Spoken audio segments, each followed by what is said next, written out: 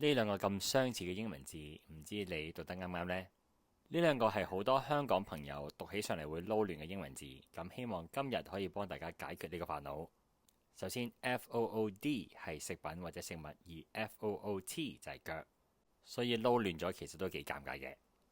首先 D 呢個英文字母呢，佢係一個濁音，而 T 呢就係 t，係一個清音。所謂一個濁音呢，就要聲帶震動，所以呢嗰個發聲位會厚啲嘅。如果 T 因為佢係清音呢，所以呢嗰個發聲位係前啲嘅。不過對於好多香港朋友嚟講呢，其實分清濁音係一件好困難嘅事，所以呢，我哋選擇另外一個方式去教大家點讀。首先要注意，其實 d 同埋 t 呢一啲音呢，我哋喺日常生活呢好少讀呢啲我哋叫做爆破音嘅 d。我哋通常呢就會用條脷去掂牙槽脊，即係我哋上面嗰棚牙後面嗰個凹凸位去作停頓嘅，好似我哋廣東話嘅密實同埋英文嘅 mud。咁知道咗呢兩樣嘢之後呢，我哋可以睇食物呢個字啦。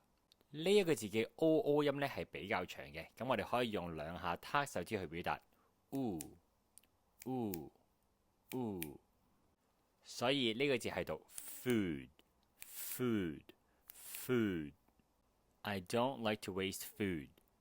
Has the food arrived? 咁喺香港最常見嘅錯誤呢，就係大家會將 food 讀成腳 foot。Do you like spicy food? 而腳呢一個英文字呢，佢個 oo 音較短嘅，我哋用一下撻手指去表達。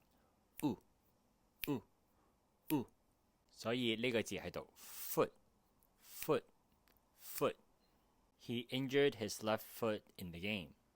She's getting a foot massage next door. 練習3次 food。